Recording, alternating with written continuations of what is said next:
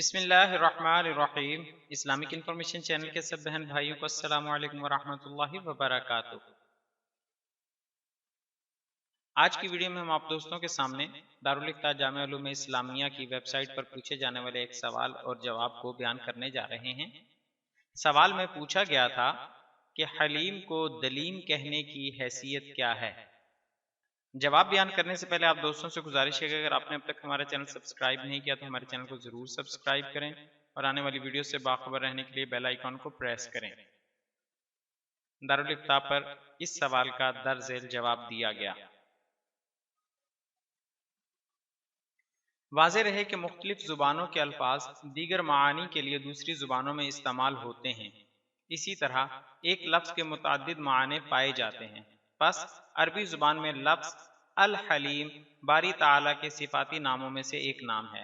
البتہ لفظ حلیم اردو زبان میں گندم سے بنی ایک مخصوص کھانے کی ڈش کے لیے استعمال ہوتا ہے، لہٰذا شرعاً اس میں کوئی قباحت نہیں۔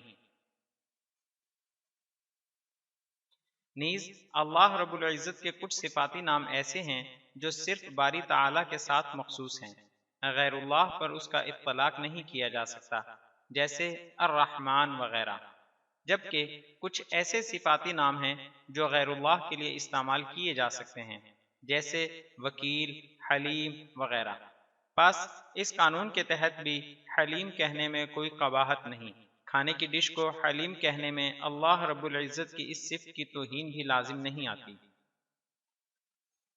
اس لیے کہ جب کوئی کہتا ہے کہ میں حلیم کھا رہا ہوں یا حلیم بنائی ہے تو سننے والوں کا ذہن کھانے کی مخصوص ڈش کی طرف ہی جاتا ہے، نہ کہ باری تعالیٰ کی صفت الحلیم کی طرف۔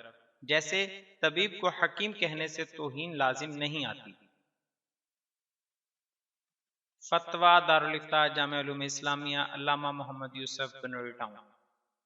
آخر میں دوستوں سے گزارش ہے کہ ہماری حوصلہ افزائی کے لیے ہماری ویڈیوز کو لائک اور شیئر ضرور کریں۔ شکریہ، جزاک اللہ خیرہ۔